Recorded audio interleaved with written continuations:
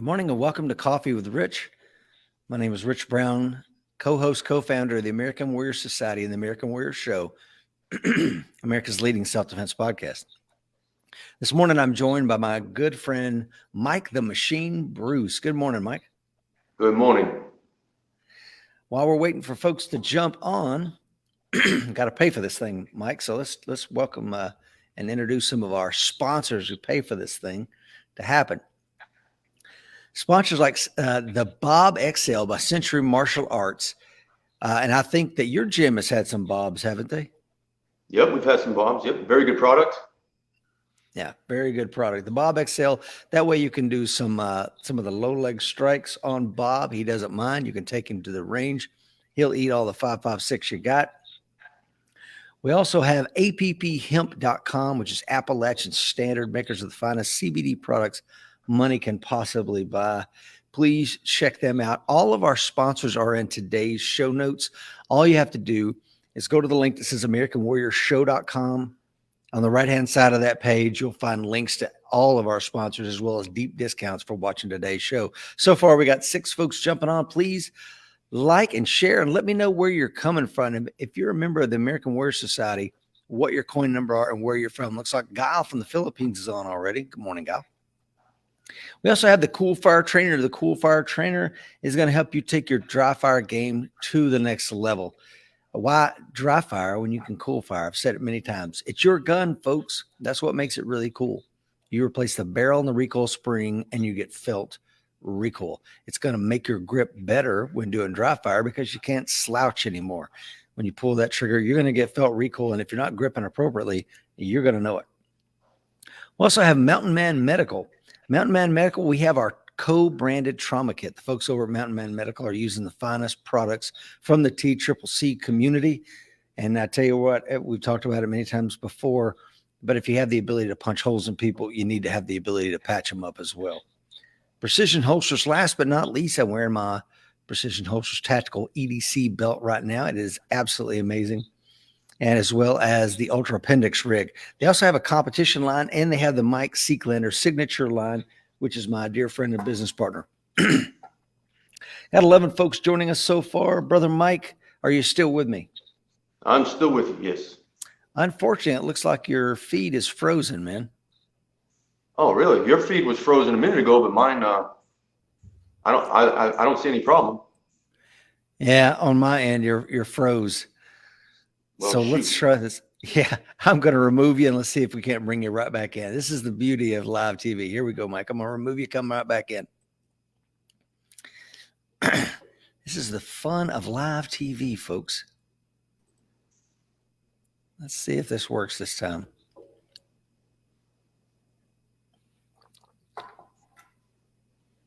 Mike, can you hear me? I can hear you. I can hear you, but now I can. Oh, there we go. We're in. There he is. Okay. Scott is on. John is on. Mark from Ontario, Canada. My good friend, Mr. Will Parker's on. Vicky is on from Delaware. Let's see. Razmik is on. Says, good morning, Rich. And without much further ado, Mr. Mike, let's go ahead and read your bio. We've talked about sponsors. Let's talk about Mike the Machine Bruce. Mike is well known across the world for some of his amazing feats of strength. Some of these feats include a 1,500-pound partial rack pull when he only weighed 202 pounds, a seated 300-pound neck raise. That's right, 300-pound neck raise. Sit-ups with 400 pounds of plates on his chest for reps. And all of these feats of strength I'm discussing right now, you can find by going to MikeTheMachine.com. I believe that's the name of the website. Either way, I've got it in today's show notes. Please just click that link. As well as allowing a 4-foot steel bar to be bent across the front of his throat and even performing the very dangerous Hangmans noose, where Mike hung himself from a noose to demonstrate his insane neck strength. As an aside, Mike is a former United States Marine and still adheres to the Marine Corps values of honor, courage, and commitment. And that's where I met Mike 28 years ago, maybe. Is that even possible that it was that long ago, 28 years? I'm sorry, you froze. I didn't hear the question. The feed froze. I was just saying, I think we met like 28 years ago in the Marine Corps, man. Yes, we did, yes. I'm sorry, it's probably my feet. I live on a mountain, so I apologize to the guests. Yeah, you're frozen again. We may just have to roll with you being frozen because I got a good looking guy standing at me. Some of Mike's other accomplishments include two-time New England grappling champion, Connecticut State judo champion, Virginia Beach State shoot fighting champion. That was a professional fight. East Coast shoot fighting champion, amateur West Coast Western Mass submission wrestling champion. That was another pro fight, and many other um, submission grappling fights, or no hold barred, whatever they called them back then. Mike has performed in front of thousands nationwide, speaking on the importance of staying drug free and the benefits of adding physical culture to your daily life. In his free time, he has authored various ebooks as well as filming his DVD set that sells around the world. Mike resides in Kentucky with his wife and dogs and operates his private gym, The Machine Shop, LLC. Morning, Mike. Good morning. Thank you for having me. Yeah, brother. What does your bio overlook? Basically, it just covers basically who I am. I've trained since I was 13 years old. I'm now 47. I've always trained naturally, never taken any performance enhancements. And I just I don't like to talk about me, but I kind of want to just put everything that I've been able to achieve naturally with 35 years of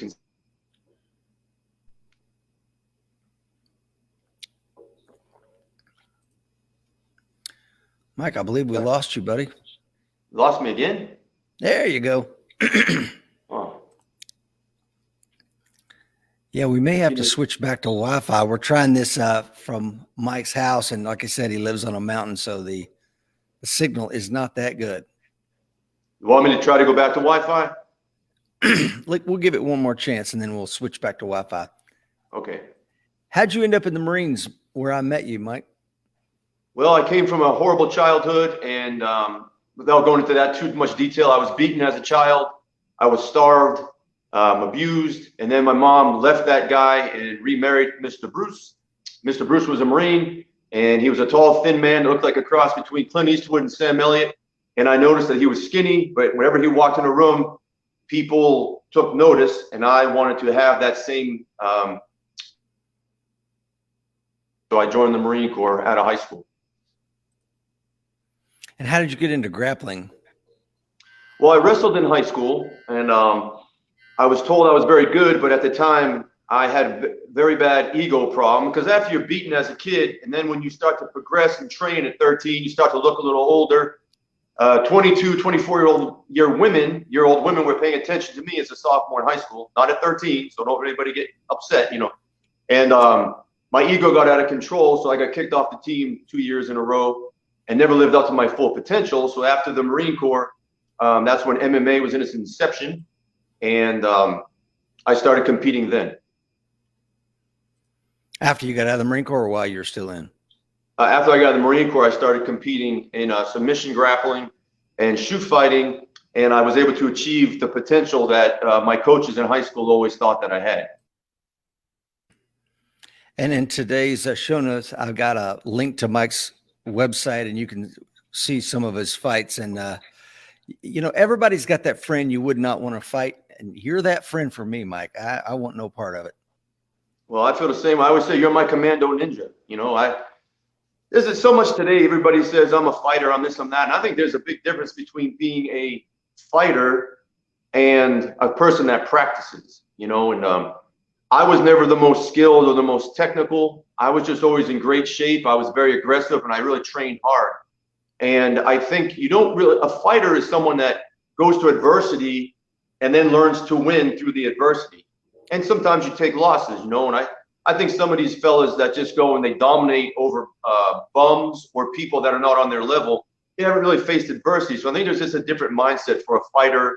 I'm not a fighter. I say I'm just a wrestler that has some fighting ability. I just think that there's a different. A lot of guys these days say, "Oh, I'm this, I'm that, I'm this," and I never have an attitude on a person. Yeah, that's a good point. There was I think it was in, I don't remember whose book it was in. It was a former MMA fighter who wrote a book, and one of the lines he says, if you watch that scene from Karate Kid where the coach says sweep the leg or something like that, and you think, oh no, that's terrible, then you're probably a martial artist. If you thought, yeah, that's a good tactic, then you're probably a fighter. What do you think about And that? you're a scrapper, yes. Yeah. I'm definitely not a martial artist. I never claimed to be. Now, why focus on the neck? Well, the thing with the neck was, as I said, I was beaten by my mom's second husband. My biological father was a piece of crap, scumbag, drug guy, alcoholic, and I just saw a lot of horrible things from the age of 6 years old up to 13 years old. And when I got into wrestling, I was very skinny, had these big ears like I still got now, and I had like a weird looking afro that was really odd. And on the wrestling mat, I would get manhandled. And I don't remember where I saw it, but it was something I was reading, said that where the head goes, the body follows. And around that time, Mike Tyson, of course, in pro wrestling, like Bruno Sammartino was past his prime at that point, but guys like that had big, huge necks. Marvin Hagler, even for a middleweight. And I just thought if I built my neck up, it would help me to not get ragdolled as bad. I didn't understand that there was more variables in play, your skill, strength, especially your legs, your foundation. But so I went on this kick to build my neck as big and strong as possible so that it wouldn't get tired. And there was no information then, so I just came up with my own plan of what to do, and it worked for me. Yes, it definitely did work for you. And you have a signature line of neck harness. You want to talk about that real quick? And unfortunately, Still got you.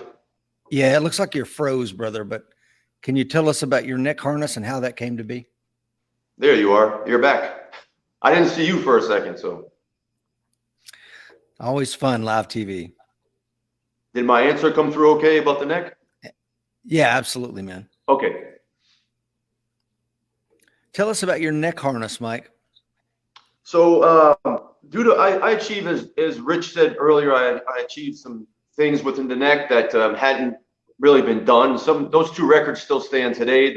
I had 7 5/8 pieces of steel bent across my throat, bars, and the 300-pound neck lift. And I was approached by a company called the Neck Flex many years ago and said that basically that I was the inspiration for their product. And they asked me if I would be interested, if I could come up with the be-all, end-all for neck training, what would it be? So I came up with this idea for a neck kit, and they already had the idea. Let me rephrase that. The Neck Flex comes with a band. It's called the Neck Flex, and this is called the MMB Pro Mike Machine Bruce Signature Series. And what this is it's just extra double padded, and the band is a whole new concept that was never done before. The difference with a band and a chain is that if you've ever done neck work with a harness and you start to go at a fast clip like this, the chain will hitch. Sometimes it'll buck and get you in the neck, give you a little zinger. With a band, there's constant tension throughout the ride per se, right? So, and you can make it easy from the beginner to the intermediate to the advanced by how far out you put tension on the band. Where is it? There we go. So there's no herky-jerky motion. For me, it's the best product, and it gives us the possibilities are unlimited to your imagination. There's various ways I've come up with to use this thing compared to just a regular front curl, neck extension, or side plate work. You can do rotations, just a number of things. There's nothing on this planet that I know of that's better than this harness, nothing. And I stand by it 100%. I could take the most advanced guy, whether he's the biggest, baddest MMA guy, the card-carrying badass, whatever it may be, and I can put him through a neck workout, and I guarantee you, I can make his neck sore to the point he will be submitting to the workout, not to me, but to the workout. Yeah, I absolutely bet. Now, so Mike, you owned your own gym up there in Somerset, Kentucky, and you have for forever. Going on 14 years. Yeah, 14 years. So you've taught fitness, you've taught grappling, you've taught all kinds of stuff. What makes a great instructor, man? I think the most important thing for a coach and or instructor is patience. Patience, and if you really know your stuff, you need to have the ability to be able to see and adjust per the person, because everybody's different, and you need to be able to read your people. So whether it's in a combative field or in an exercise field, you can show somebody one thing, 3 people might get it, the other person might not. You need to be able to adjust to that person and have a lot of tools in your brain housing group up here to be able to adapt to better suit the individual, because some people, no matter how many times you show them something, they're not going to get the mechanics of it. And 35 years of consistent training, 35 years of consistent training since 13 years old. Again, I'm 47. To be able to, if I take somebody and show them something, they don't get it, I have something else to show them. They don't get it, I got something else to show them. That and patience. And don't act like a hard charging badass Marine to ladies or gentlemen or, you know, teenagers or anything, because these people are not, they're not programmed that way. So you have to be gentle, kind of a submissiveness, tough and tender is the way I'd say. And don't patronize them and talk down to them. That's another thing. I've seen some people do that, and it makes the estrogen rise in my body, and I don't know, it irritates me. So I think you should need to be really patient with people and be nice. Yeah, I agree with that, man. That's a good point. You got to be patient, because you may know this subject inside and out, but remember, these folks do not. They don't have a clue, and they're counting on you to lead them through this process, right? Right. Well, I kind of look at it like if I was with you and Mr. Seeklander, right, and we were going to train a bunch of hard charging, you know, special forces guys or police or something like that, you would talk to them in a different way. You still wouldn't talk down to them because they are somebody. Everybody's somebody, but you would talk to them maybe a little more firm. If you're there, if it's a bunch of young green guys, you want to whoop on them, you talk to them differently. But if you're talking to normal average civilian, you're not going to talk that way. You got to know your range of how to speak to someone. Yeah, know your audience, man. Know your audience. Yes, sir. Yeah. Let's see here, brother. I wanted to also talk to you about, like, I know fitness is a huge part of your life for knowing you almost 30 years now. What would you say is the average state of fitness in America right now? Pathetic. Yeah. Pathetic. We as society become so friggin' weak that, look at it this way, like, I don't outsource my care, right? I believe in a doctor, but I don't outsource. First, I put me first before I put anybody else first, because if I'm not healthy enough to take care of myself, how am I going to take care of the few people that I really care about, right? People, back when I was in school and you were in school, you had to do physical fitness. We had a presidential physical fitness test. Now everybody's a fat body, or they're, 100 pounds soaking wet, and all they want to do is piss and moan and complain, poor me, poor me. They go to the doctor, they got a bunch of freaking pills. Guys can't tie their own friggin' shoes. And Lord forbid, if something pops off, how the hell are they going to protect anyone unless they have a gun?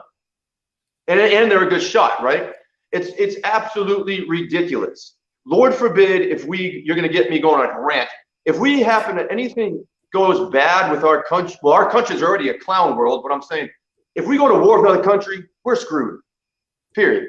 We have people now, you got this co-ed crap going on in boot camp when you got hard charging young fellas that maybe have been on mommy's, rest too long, getting bait to kick their tail and build them back up to become freaking men.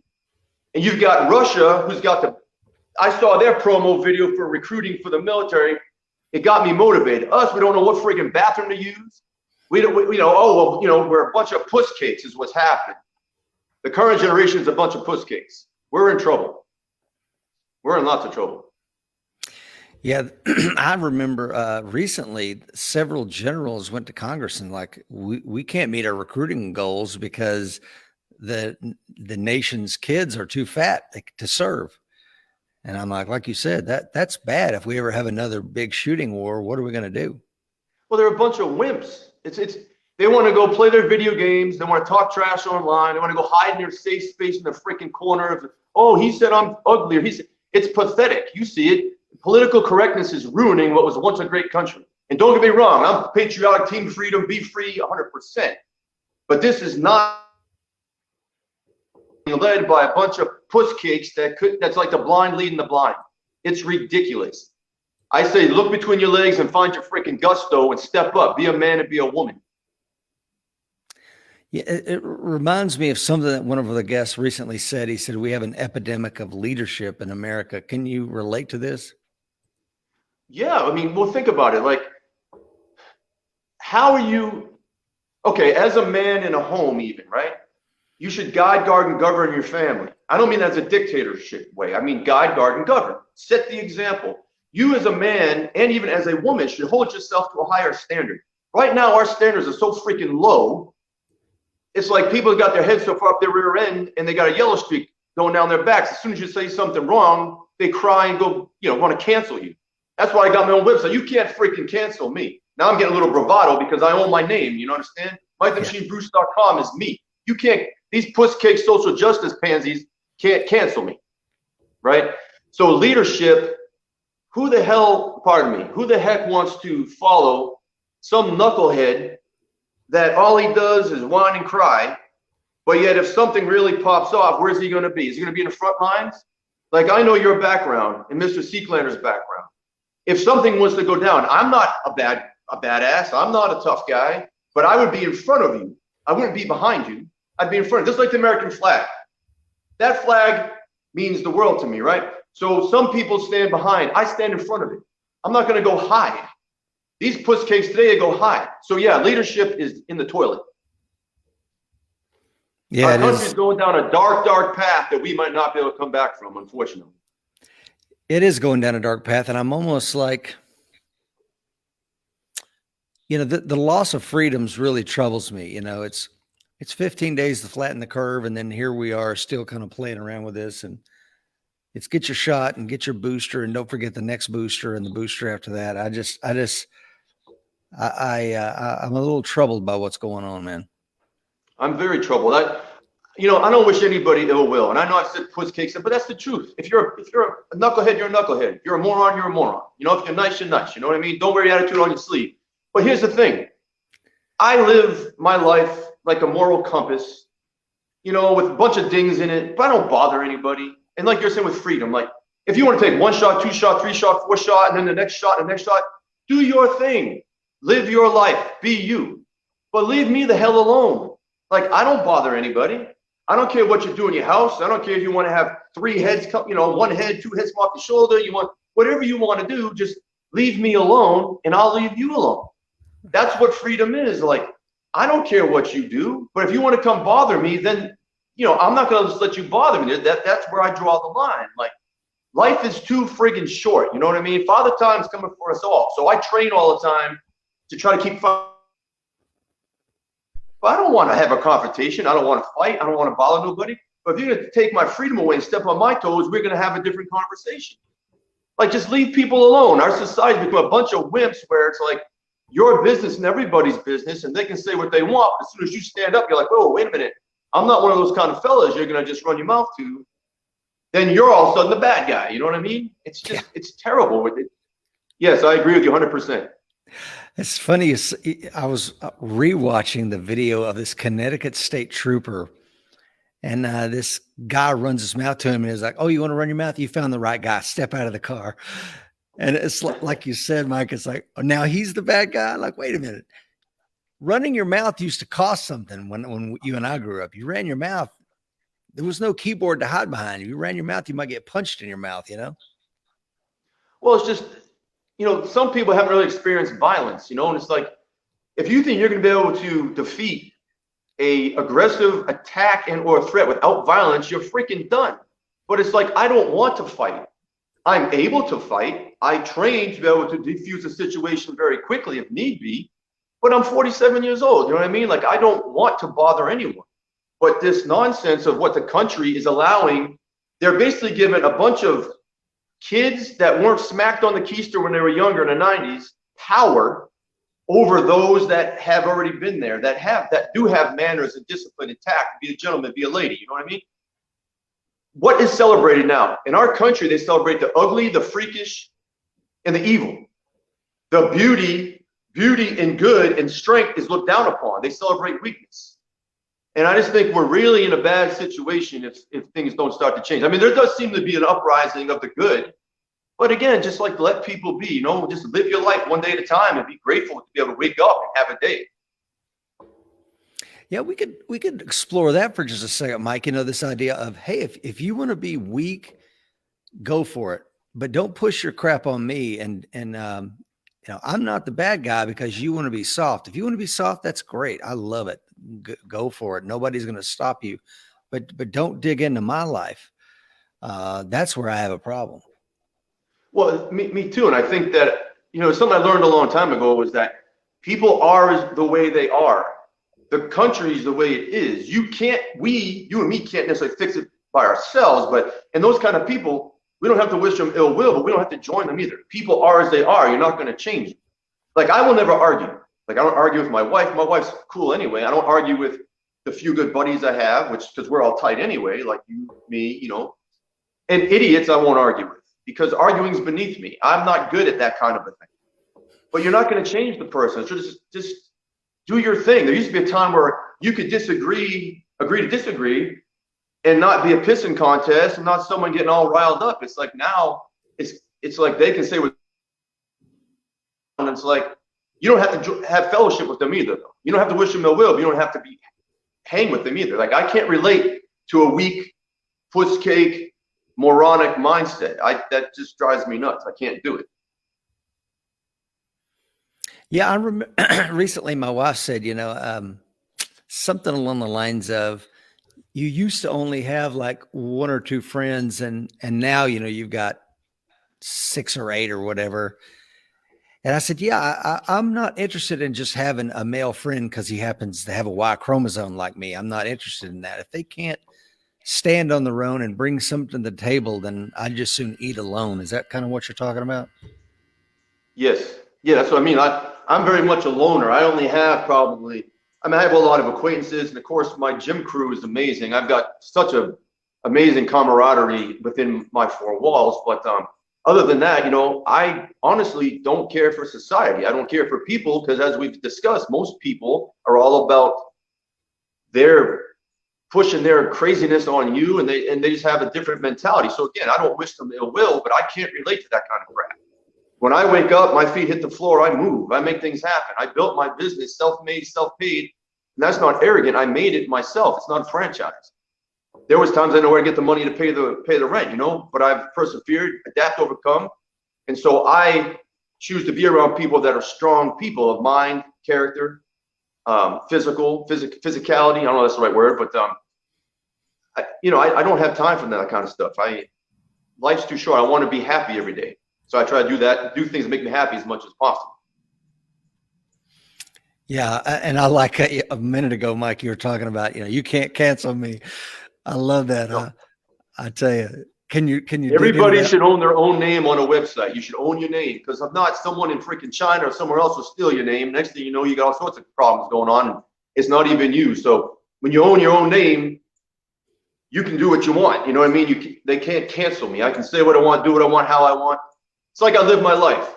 I do what I want, when I want, how I want, all within the legal laws of where I live. Not mandates, laws. No one owns me. I love that. And I told this to, I had TJ Denny on here recently, a really good friend and law enforcement officer out west. I said, I'm practicing becoming more ungovernable the older I get. Like, you're not going to be able to just, you know, I'm going to decide what I want to do, and I'll live with the consequences of that. But to me, that's what freedom is. I'm going to do what I'm going to do. And there's a difference between what's lawful and what's moral. And if I feel that the law is immoral, like one of my biggest heroes of all times is Rosa Parks. You know, Rosa Parks, man, some white guy comes up and says, yeah, you're in my seat. You need to get up, move to the back of the bus. And she's like, no, not moving. Because again, it was legal for him to do that as a white guy. You can tell a black person that might be legal, but that's immoral, man. And I'm with Rosa. I'm not, there's certain things that it may be lawful, but not interested, not doing it. No, I don't care what color you are. If you're nice, you're nice. If you're a knucklehead, you're a knucklehead. That's what I say. I don't look at color. I don't care.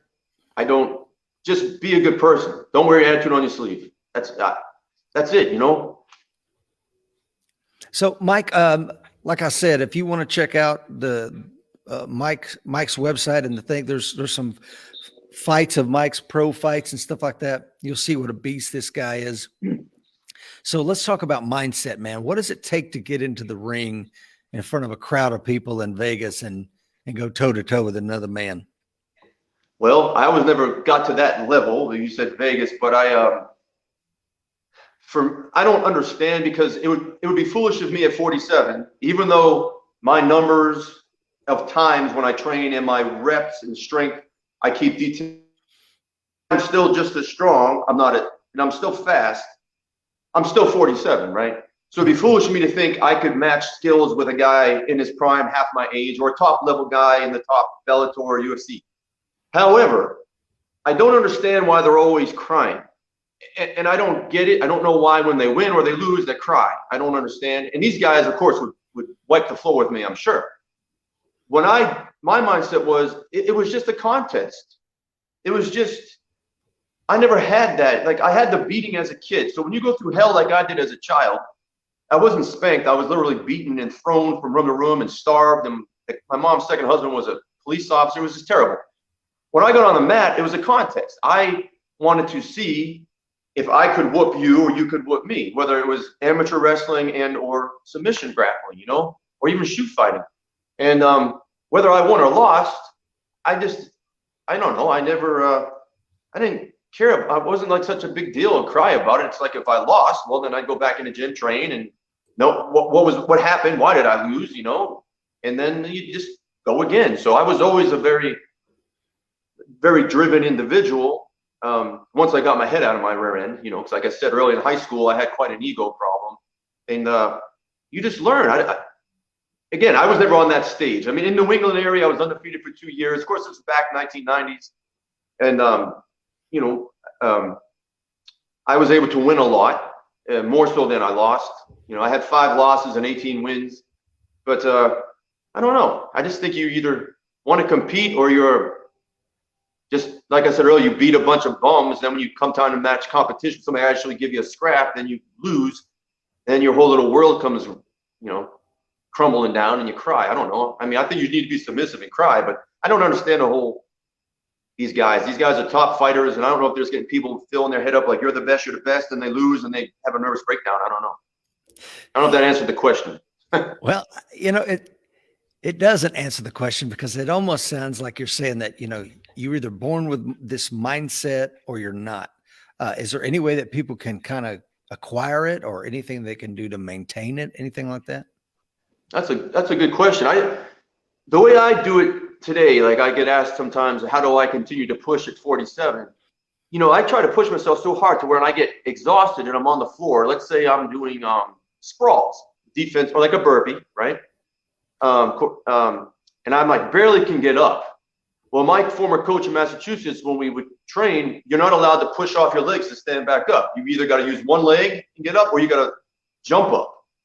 And so when I'm on the floor, you can lay there and be like, damn, I'm freaking tired. Or you jump up and get up. So the main thing is just to keep getting up, keep putting one foot forward, rush to do the work, but don't rush to reach the destination. Small steps every day. And I just keep trying to push. And of course, I train for different things now. I train now not to get on the mat, but Lord forbid, the way the country is, if I have to protect my wife or my gym, or I'm out with you and Miss Lisa, you know what I mean? Yeah. Not that you need me to protect you, but you understand. Just keep moving. It's all up here. Some people are either going to quit and just say, screw it. I want to keep getting better. I have a standard. Like I said, I hold myself to a higher standard than most people. Not that I'm better than anybody. I just believe in being the best that I can be for me. I'm going to unpack some of the things you said, because there's a couple of things here that you have a standard. You have a standard for Mike Bruce. I think that's very important, having your own personal standard and living up to it. And I know that for you, that means a physical standard, a moral standard. It means a lot more than what people may have just heard.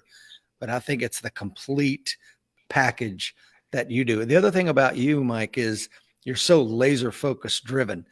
Mike Bruce doesn't care about all this other crap going on in the world. You're not worried about what's going on Instagram, social media. Nah, it's what am I doing today? The gym, the people I'm training, myself, my family, my home, and everything else is not something you're worried about. Am I being accurate there? That is very true. Yes. Yeah. I don't like social media at all. I mean, like, I haven't been on your show in probably a couple of years, I guess. I just, of course I love you and I'll be on your show, but social media is just not my thing. I have an Instagram account that I do. I'm very active on that. And, but yeah, I just focus on my compound, like my nucleus, the people that are important in my life. I focus on them. Also the trash. It's just, trash. You know what I mean? Like politics is nothing but theater and a clown show and a joke. And then most of the crap, and do everything the opposite of what the government society tells you to do. If you just focus on you and your life, everything should be good. It's all what you make it. You know, if you wake up and going to be a Sally, like, oh, life sucks. Well, that's on you, you know? Like I said, find your gusto. It can either be bad or it can be good, you know? And as far as the moral thing goes, I'm not perfect. Hell, we've all made mistakes in life. I just tried to keep improving myself to be better every day. And if I'm better and I'm nice, I can take care of the people that I associate with better. Yeah. Well, there's a difference between being nice and being good, you know? I may not always be nice. You know, people that I've worked with or served with or spent time in a fighting hole with may not say Rich is a nice guy, but I think they would say that I'm good. Sometimes, you know, if I tell you got an ugly baby, you may not want to hear it. You may not think I'm nice, but in hindsight, you'd be like, okay, well, nobody loved me enough to tell me the truth. You know what I'm saying?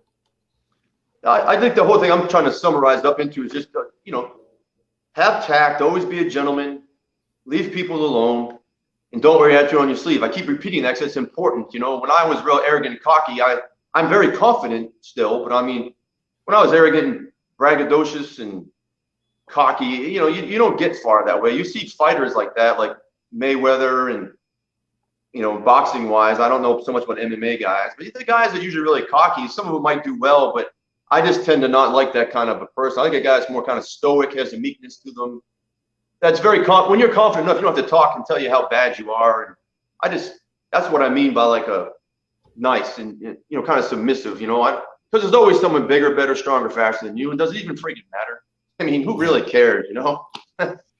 Well, you said something years ago when you and I were talking. I said, hey man, I'm starting this thing, you know, me and Mike Seekland of the American Warrior Society. And you're like, I don't know, Rich, I don't see myself as a warrior. And I remember we talking on the phone and I just like, what? And you go, you said something like, I just want to be able to impose my will on other people. And I'm like, Mike, that's exactly what being a warrior is. When there's a time and a place for it, my will win. And whether that means, you know, you're harming my family, you're trying to take something that's mine. I may need to, in those instances, impose my will upon that person. It doesn't have to be physically. I could just, like you can, because of your size, you can dominate somebody just by your physical presence. You know what I'm saying? Yes. Well, I definitely have an indomitable will. There's no question. I mean, there's plenty of instances that I do have video of, you know, during my fight career. I mean, I've been tapped out, don't get me wrong, but there's some footage out there when I'm getting choked and my mindset's in the right place. That's the main key. Where the ref's like got the shoot sign, you give, and I got a finger and I'm like, no, and I don't tap and I end up coming back to win. Or like when I won the Connecticut State Judo Championship, I'm left-handed. I broke my left wrist in the first round of the tournament and my coach was going to pull me out. And I have documentation from him. He ended up going on to be an Olympic coach, two Olympics in a row. And I said, now just tape it up, just tape it. So we taped my wrist. I went out and had 2 more matches and won the gold medal that day with one hand. Is that to brag? No. Can I do that every time? No. But I really wanted to compete. Not that I can still scrap with just using this hand, my right hand. Where is it? Over here. So, but you don't always have that mindset, you know? Yeah. Because then if you always have that mindset, then why did I lose and tap out a few other times, 2 times in my career, in my fight career, not practice? Why did some of the best fighters ever lose? It's just sometimes it happens. It's normal. Yeah, I was watching a highlight reel of Don Fry, MMA legend from back in the day, man, an amazing wrestler, an amazing fighter. And, you know, he didn't win them all either. Yeah, I would not want to mess with Don Fry. No. No. I wouldn't want to mess with him then or now. No way. Well, there's level. That's what people understand. You know, there's levels to the game. You know, nowadays everybody's like, why do that there, UFC?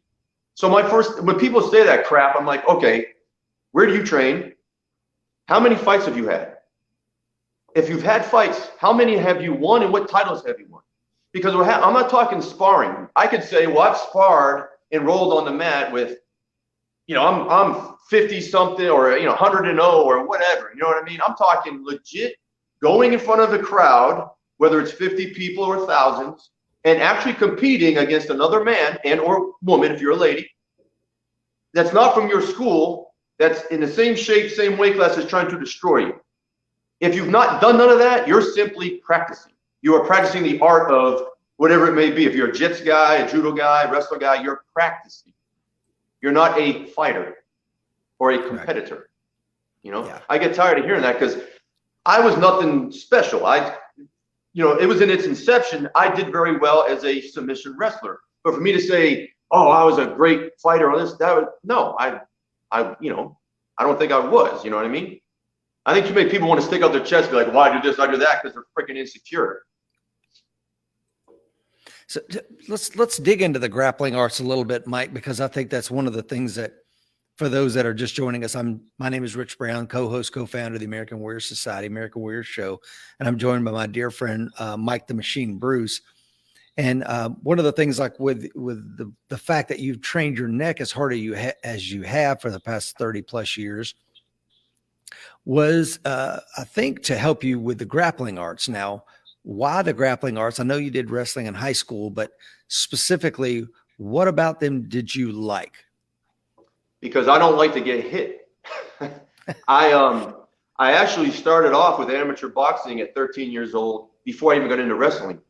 And I started off in Natick, Massachusetts, with a guy named Billy Smith. They called him Billy Rocky Smith. And then with a guy named Kennedy Clark out of Framingham, Massachusetts. And also a short time with Arthur Provost out of Billingham, Mass. Rocky's probably dead. Arthur's probably dead, but I imagine Kennedy's still alive. But it doesn't matter. They all said I was fast. I got a good middleweight here, and he's really fast. Yeah, I was fast. I'm not muscle bound at all. I'm still fast. However, I don't think I hit very hard, and I sure as hell don't like to get hit. And so I still boxed. I never had any, I had a couple smokers, they called them that back then, but I never went to Junior Olympics or Golden Gloves or anything like that. But when I got into wrestling, I found that it was more my niche. I found that I didn't have a problem grabbing someone and slamming them hard, but this is kind of weird. If you take Mike Tyson, for example, right? Mike Tyson always says he loved to punch people and take out his aggression from his childhood on his opponent. It affected me differently. Watching my mom, because I said I was beaten. Well, my mom was in an abusive relationship also. And when you see that as a child, I couldn't pull the trigger. I could not, when I hit someone in boxing, I couldn't hit full power because all I could think of was my mom getting hit, and it just affected me different than you would think. I'd take out my aggression and be like this, That wasn't the case. It was almost like I couldn't crack an egg hitting somebody.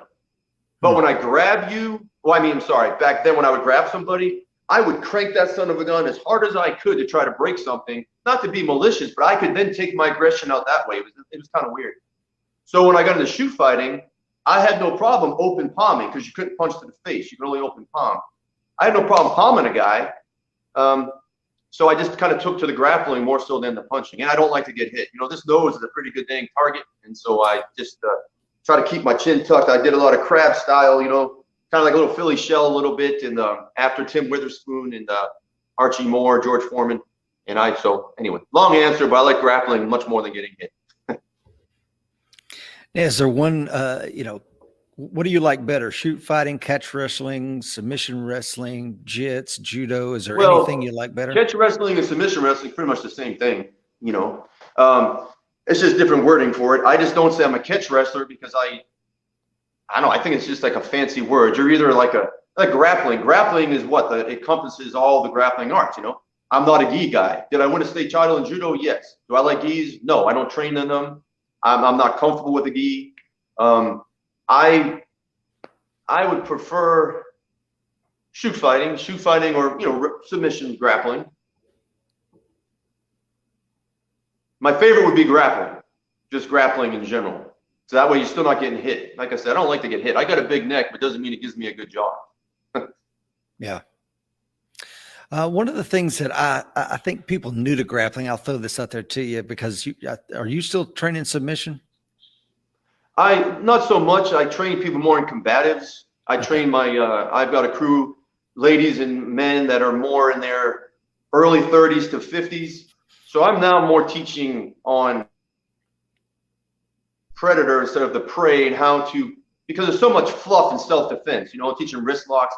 I've tried wrist locks in a competition, and yeah, I might be able to get a guy's hand off me, but the chance of really pulling that off is slim to none. I believe I haven't done it really. So I teach more combative principles to deal with a violent situation, to basically stun the person and piss off, run away, because there's cameras everywhere. So you want to make sure you're aware of what's going on, where you're at, what you do, that they're the aggressor. I don't really teach submission. I was working with a guy a little bit here and there, but not as much anymore. Okay. One of the things I think a lot of people struggle with and that are new to grappling is that you're using your whole body, right? The hands have a job to do. The feet have a job to do. The head has a job to do. Your chest might have a job to do as far as applying pressure. And I see this as people struggle with that. Have you seen that, Mike? Yes, I have. Yeah. One thing is, I always say, use the man, not the mat. That's a kind of a good wrestling quote. Use the man, not the mat. You want the person to carry your weight no matter what you're doing. So if I grab somebody, I want them to feel all of me, not just my grip. If you're going to throw someone, I want to make sure that I land on them, depending on what the throw is, of course. Now we're talking more technical things. So you're not going to teach a green person this sort of throwing, but the main thing is to use your body. Make yourself feel heavy. I might only weigh 198 pounds, but if I'm on top of you, my goal is to make me feel like a heavyweight on top of you. Does that kind of tie in with what you asked? No, that's exactly what I'm getting at. I've got my jiu-jitsu coach, Cody Hudson, is on. Good morning, sir, from the Gun Jitsu podcast. It was great to have Cody in the house. And Cody is one of those guys, man. When I see Cody rolling with a guy who probably outweighs him, maybe stronger than him, but Cody's incredibly technical, and he's just having fun. He's smiling. There's no ego, which is why I love training under Cody. If you ever have an opportunity to train at Hudson Jiu-Jitsu, do yourself a favor and check him out. But yeah, so like you, I've seen you use your head incredibly well, and of course your neck and your body. And I love what you just said, Mike. You said, what did you say? Use the man, not the mat. Am I saying use the man, right? not the mat? I'm sorry. Yeah, that's exactly right. Use the man, not the mat, and don't follow the mat. Follow the man. Yeah. So again, like I said earlier, I'm not technical at all. I have 5 things that I do really well as far as submission goes. I'm not never was a technical guy, not a counter fighter, very aggressive, very heavy on the head. I like to push and pull. I like to where it tickles, it hurts. So what I mean by use the man, not the mat, is if I'm on top of you, whatever position it may be, because again, I come from submission wrestling, not a jits background. I want everything to feel heavy on you.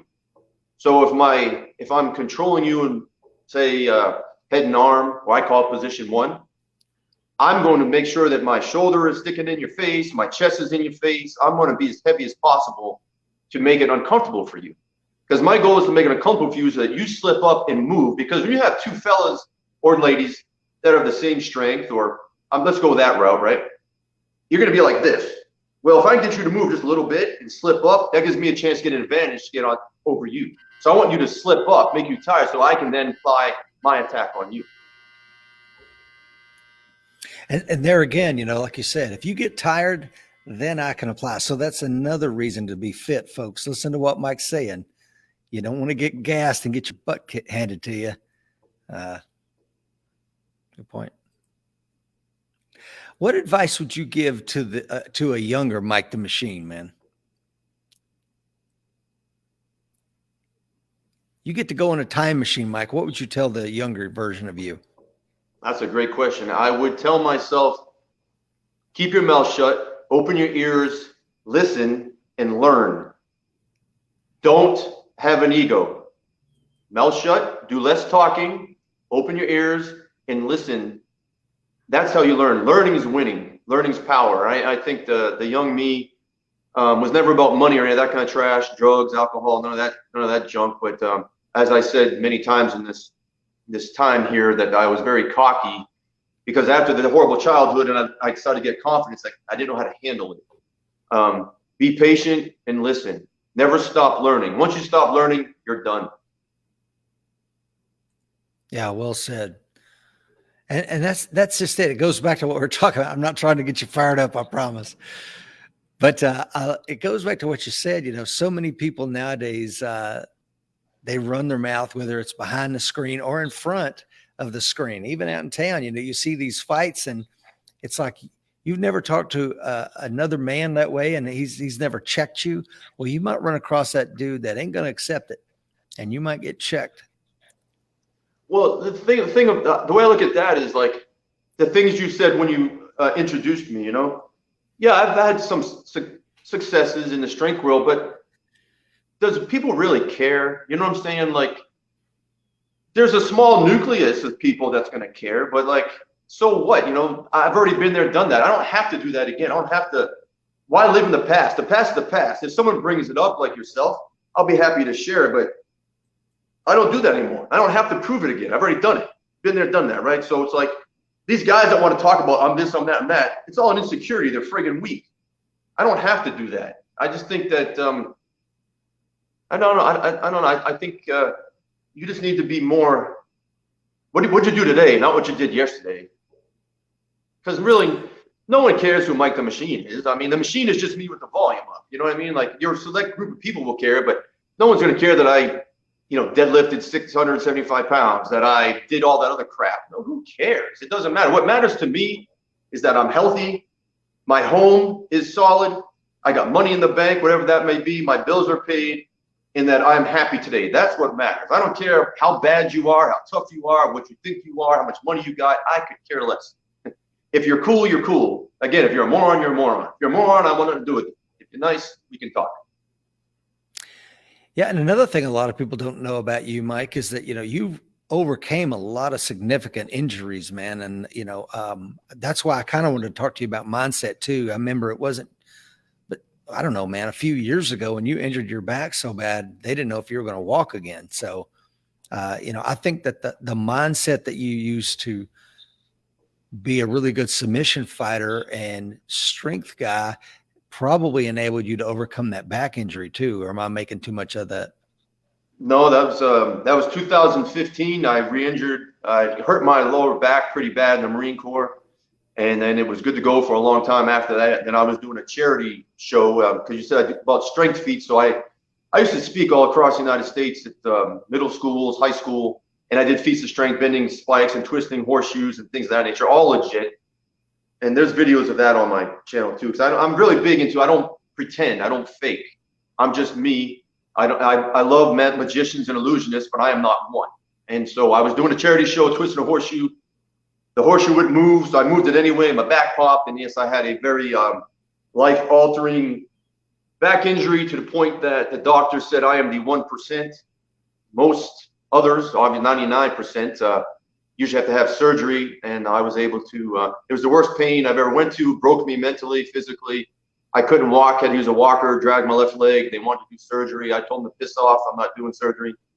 And my chiropractor happens to be one of my closest friends. Again, as we talked, I only have a small group of friends, and he called me when he saw the MRI. He was crying and just said, "I don't know if I can help you. Your back's one of the worst injuries I've ever seen in 36 years of practice."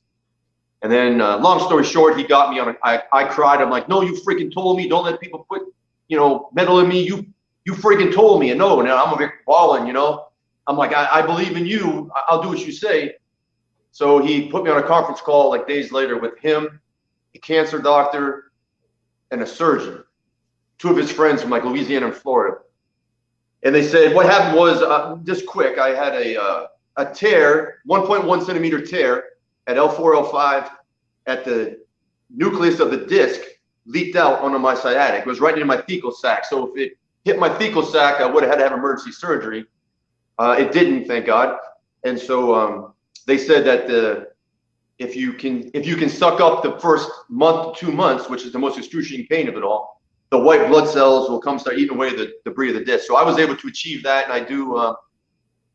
My chiropractor said that he wouldn't let me do a write-up about that, like a testimonial for the paper, because he said 9 out of 10 people will never be able to do that. They'd have surgery because the pain's so bad. I'm not saying that like I'm tough. I'm just saying the pain was the worst pain I've ever had in my life.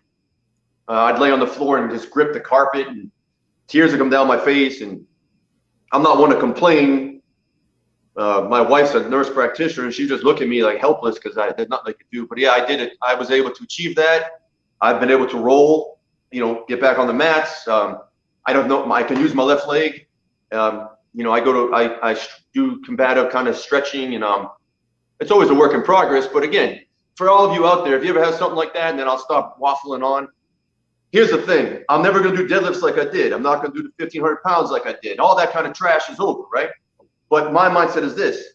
That was then. I don't need to do that anymore. But I'm going to still be the best that I can. I'm going to be the best or better than everybody else at other things. That's my mindset. The main thing is to be the best I can be. So I push high volume in my training and do things that most people probably wouldn't want to do. So I'm just better in a different way now than what I was before. Well, and I wanted to share that story, and I apologize, it wasn't on the show notes for today, Mike, but I wanted to tell that story because I don't want people to look at you and go, well, Mike's just gifted genetically and he's, soloed under a lucky star. No, that's not it at all, man. You've overcome adversity in your childhood. You've overcome adversity 6 years ago when you injured your back. And I like the fact that, you were in the middle of a performance and you could have taken the easy way out, but you didn't. You finished the show. So, well, and the thing is that so I have different horseshoes. There's different levels of horseshoe, strength. And that show happened to be a charity show for a therapy place for people with different grades of mental disability, right? So like, Down syndrome, things of that nature. So, and this is not insult, but if I was doing a show for middle school kids, I don't have to do like heavy duty steel, right? I could do something simple because the kids aren't going to care. Well, it was the same thing there, but I happen to have my challenge horseshoe that I bring to prisons. And yes, you're right. I made the darn horseshoe twist anyway, but I won, but the horseshoe won. So, yeah. It's funny, you were here and you bent some steel for us, and I've got it at the house, and people come over and see it, and I'm like, here you go, man, twist it straight again. Good luck. Of course, yeah. nobody's ever been able to get it to budge. But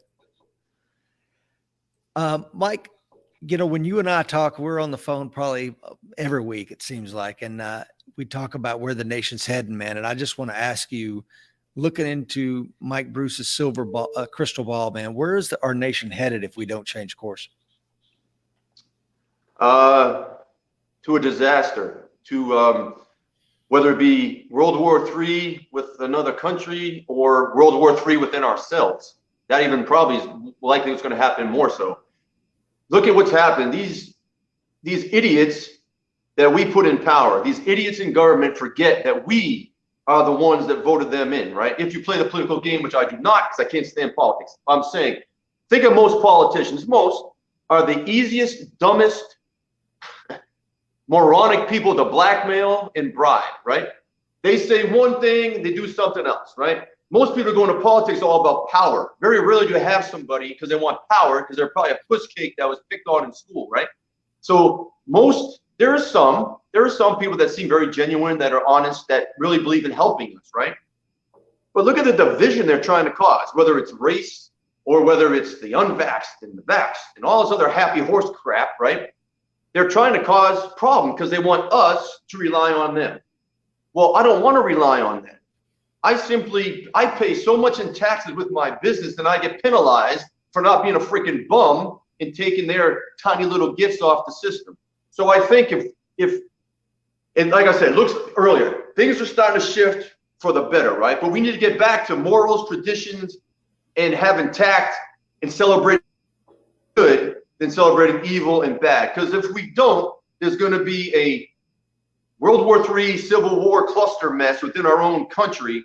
And you're going to have the freaks, the idiots, the weak against the strong and the good. And it's going to be an hour we're never going to get back. And guess who's going to win?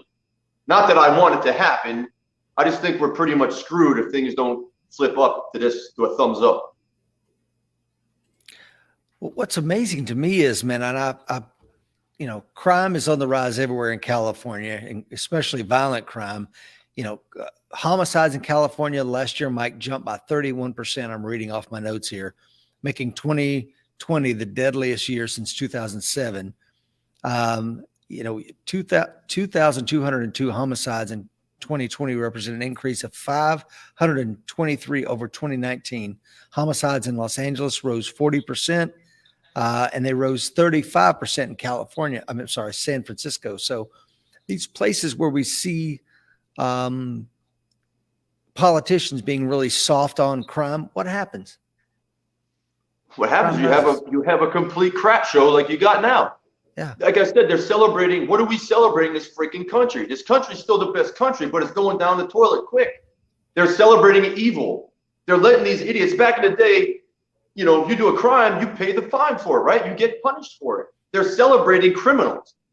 Look at that jackass Smollett, that idiot. Fakes a hate crime, right? And the bastard lied, right? It's nothing to do with color. If you're a knucklehead, you're a knucklehead. You're an idiot, right? They're celebrating lies and deceit and freaking fake, which is lies, right? They're celebrating the bad.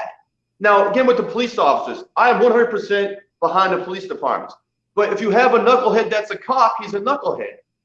You know, like that brain dead cop that just put 8 bullets in the guy in a wheelchair. You know, that jackass should be in trouble too. I mean, what a fool. What the flip are you thinking, right? So you've got good, and you've got the rarity that's a bad guy, and then you got all the criminals. Well, now they're celebrating the criminals. It's like, well, you're going to celebrate the criminals and try to abolish the police. You take that power away from the police. What in the Sam hell do you think is going to happen? Who's going to be there to protect your county? See, I won't go out of my county to go protect somewhere else in the state where I live.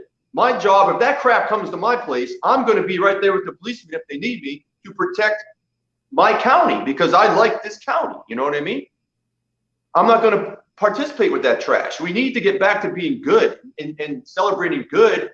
And when you screw up, you get in trouble for it. Yeah, I agree with you. So I think if we look at, like you mentioned, Jussie Smollett, who was found guilty of 5 of the 6 counts brought against him, thank God. But it makes you think, why would someone do that in the first place? Why would they fake a hate crime? Because victimhood today is a new kind of currency. It's like who is the biggest victim, and then we're going to put them in charge, and they're going to tell the rest of us how to behave. It's just like, so I think Jussie Smollett's was trying to be the king of the victims, and it backfired on him. And it should have. It was the right call. You know what I mean? It's like the Rittenhouse thing, right? And again, I don't like this politics, but that was made so much into something. It was strictly self-defense, 100%. And look at the pieces of crap that were going to mess him up, right? You had a pedophile that was hitting little boys in the balloon knot. You had some other knucklehead. You had another knucklehead, right? So you mean to tell me if some knucklehead's going to smash you with a skateboard, you don't have a right to protect yourself? Give me a freaking break. With that being said, however, right now, I think that the Rittenhouse kid needs to kind of go into shelter a little bit. I think he's talking too much. I think, like, let it calm down. I understand some of these other places want to interview him that are more on the side that you and I would look at, but I think he needs to kind of go into hiding a little, let it cool down. And I don't think he needs to be so much bravado. Me, it's the right call, and I was for him. I felt bad for him, but I think he needs to tone it down a little bit. Yeah, he's a young guy, so he's going to say things that are, he's 18 years old. You and I said things that we probably wish we could take back when we were 18, but I think he's probably a publicist or a PR person. But, several months ago, I was texting back and forth with George Zimmerman, and asking him if he wanted to be on the show. And he's like, you know what, man, I'm trying to just fade out. I don't want I want to retire the George Zimmerman persona, man.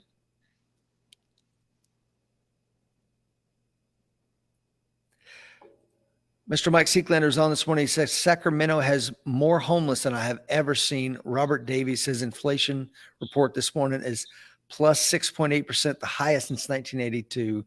And Will Parker says, I've heard San Francisco is like a third world country now. Yeah, it is.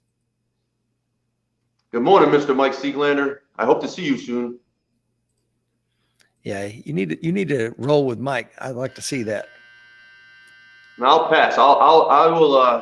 I will take the knee for Mr. Seeklander. It says, can you tell us about your neck program, Mike? What do you do for the neck, or can you walk us through that a little bit? So, my basics I always did 3 sets of 100. That was my foundation program that I did up until 2020 when the pandemic happened. 3 sets of 100. No one told me how to train my neck because there was no books around or anything like that. So my idea, as I said earlier, if you're just new coming on here, was that I wanted to have a strong neck that was conditioned so that I wouldn't get tired in wrestling. So I would do neck curl with a plate, 100 reps. And then I had a neck harness that was like a leather one, and I would do 100 reps this way. And I had progression. So I started like a 5-pound plate. And then once I got 100, I would do 10-pound plate. So I did 3 sets of 100. So it's 300 reps on the front, 300 reps on the back. And I did that 5 days a week as a kid. And all the way through high school, into my competitive grappling career, Marine Corps, and then up until the 2020. At that point, I started experimenting with, I'm not going to do a plug, but I've got ebooks on my website. I'm not into plugging stuff, but I changed my routine to what it is now, and now I'm doing sets of 20s. So what I do is I've got 5 different programs, and I do Monday, Wednesday, Friday is 4 sets of 20 for the front and the back with my, I'll show this, I will plug this, with my neck flex, MMB Pro Series, and then I will do 4 sets of 20 for the back. I don't do the sides. I don't think it's necessary unless you're a combat athlete.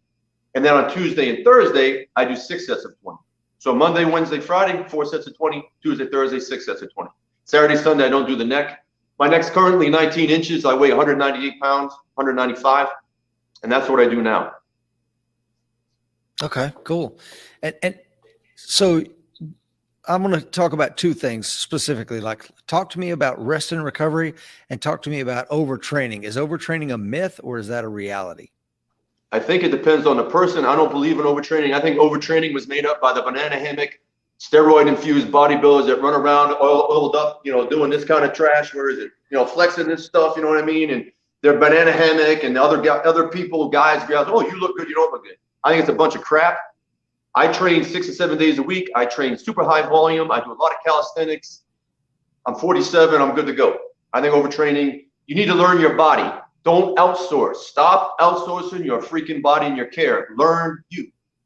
I go by how I feel. If I need a break, then I'll take a day off. Typically, I take Sundays off or Saturday. It depends. One of those two. But I know how I train. I train my way. I don't train other people's way. So I know what works for me, and I just pay attention. I know my body better than my doctor does. As far as recovery goes, what I do at nighttime is I will take some glutamine, and I will take ZMA pills, probably about an hour to hour and a half before I go to bed. And that just helps me. As I've gotten older, I feel that just makes me sleep good and helps a lot. And I do a lot of stretching, of course, with my back, but I also, I want to keep my shoulders, because as we get older, sometimes, if you do a lot of bending of steel like I have, or a lot of you fighters out there, you get a lot of damage on your body. So you got to keep it flexible as we get older. I hope does that answer the question pretty good? Yeah, it does, man. ZMA pills, what's that? I don't know the correct name. ZMA is I take it for sleep. It helps to, they say it's for recovery, sleep. I'm not sure if it's amino acids. Don't hold me down. I'm not an expert on the supplement thing. There's just certain supplements I do take, like glutamine, ZMA, and then stuff for health benefits. Nothing performance enhancing. I don't take creatine or that kind of crap. I don't want to be muscle bound. I want to be a tactical athlete. And I want to try to train to be a badass, even though I'm old. So, Mike, we talked about that. We talked about recovery. Tell me about your diet. I actually know about your diet because when we're together, I see how you eat. Tell us about the role of diet. So I don't believe in dieting. My thing is, I think sugar, again, I'm going to go back to the stupid, crooked, tyrannical government, right?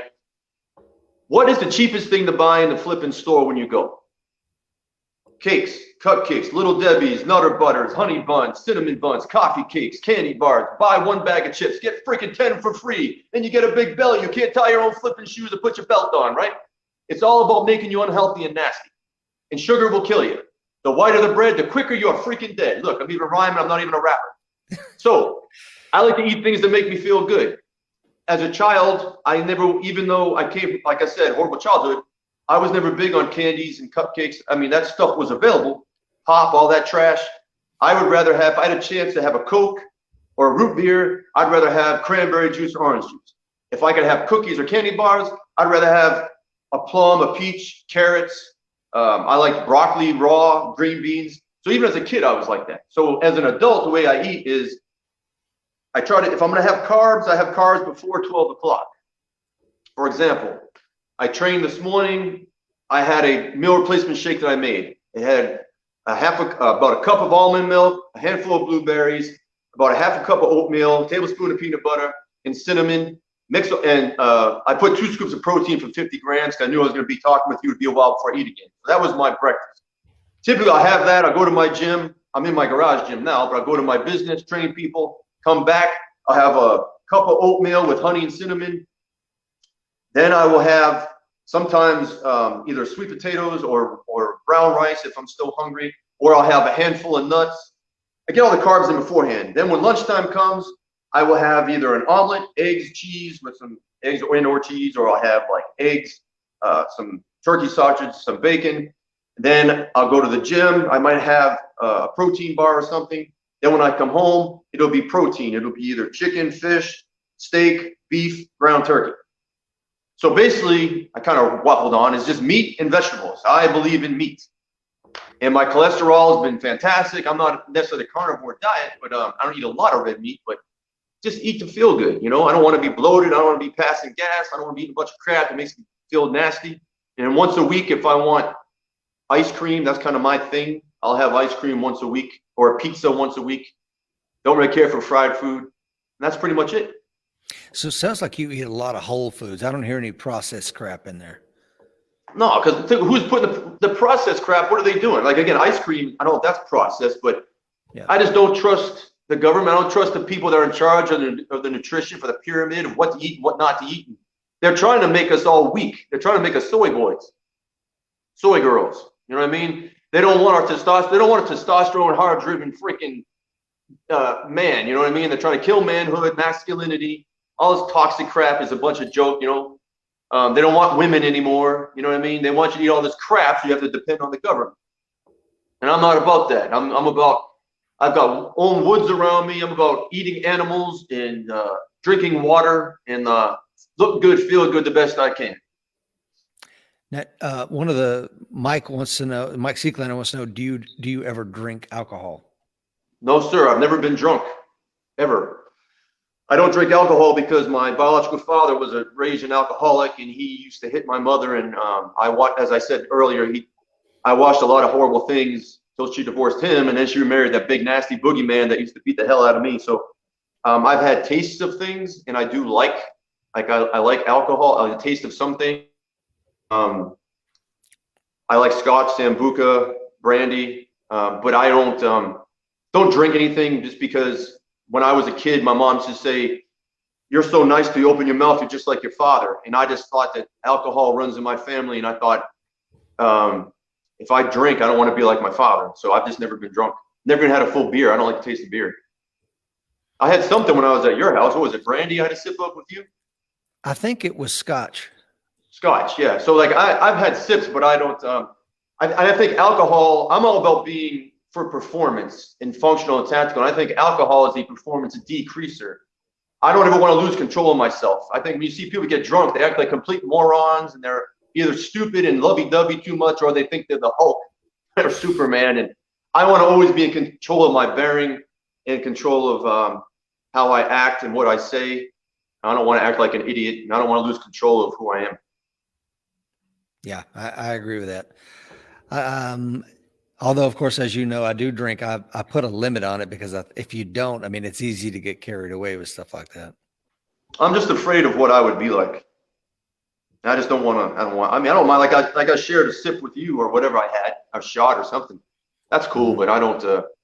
I don't go to bars. I don't go to clubs. I'm pretty boring. I could be in my compound at my house. I like to go to my gym. I like to train. I like to go for walks. It's like I'm going on a dating site here. You know, I'm married though. I can't go. You know, I'm just saying. So, Mike, I kept you on here almost an hour and a half, man. What is something that I haven't asked you yet, but I probably should? I know that you do a lot of interviews with people. Is there something that most people that interview you don't ask, and you're like, man, I wish they would ask me that? Well, actually, I don't do interviews anymore. You and one last week is the first time I've done in a while. Because again, I don't like social media, and I just didn't. I kind of went off the grid for a while. I went black, you know. Mhm. One question you asked, one, you said, "What would I tell the younger Mike?" That was great. But one question, if someone's going to ask something, was, "How do I think me now would be able to compete against the me in my prime at 25, 26 in a match?" That's a question. Should I answer Okay. that? Yeah, please, man. I want to hear it. So I think the me at my peak, no injury and all that kind of stuff, when I had that mindset, the guy back then at 24, 25 was strictly go forward all the time, super strong, and in great condition, and would blast. My whole point was to blast you, blitz you, and attack. I didn't get tired. I wasn't the most skilled guy. So me now, lots of injuries, lots of mileage on the body, same condition, not as fast. If I could hold that Mike, the old me off, if I could hold him off and get his aggression to make a mistake, I think I could catch him.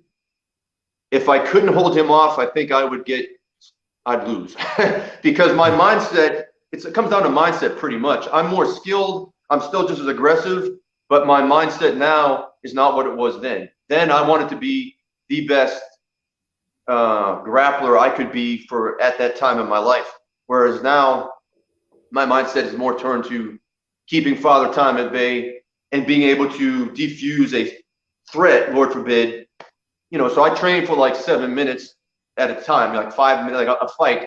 But my mentality is different than what it would be if I was going to go on the mat competing against you or your instructor. Was it Mr. Cody? Mhm. That is okay, or Mike Seeklander. You know, so I think the old me would win unless I could make him slip up. If he slipped up and I caught him in one of 5 things, I could stop him. Yeah, you're just as an example, you know, I was rewatching some of your fight tapes last night, preparing for the show and getting my questions I wanted to talk to you about. And there's one where you got a guy, it looks like in a neck crank or maybe a choke, I couldn't tell. And you know, he finally taps or the ref breaks it up, and you just kind of let the guy go like a rag doll and just walk away, you know, kind of, I mean, like, it's just business. And I'm like, that's the mindset right there. Like, I you always get this. liked neck crank. I wasn't much of a choker. I was really like a neck crank, cross face. And I just figured, you know, once you tap a guy, there's no reason to, like I said earlier, you know, teach their own. But these guys, after they win, they kind of stand over them and kind of, you know, gloat, I guess. You know, he tapped. He was a real knucklehead at the weigh-ins. He was talking all sorts of crap. So I just wanted to let my actions show. I don't need to talk stand over. I just dropped him like a sack of potatoes like he was. He tapped on my rear end. I hit my left butt cheek or something. And I just walked away. It was like, you know, one and done. You talked all the crap. I just cranked your freaking head like a can opener, and I'm going to leave you alone.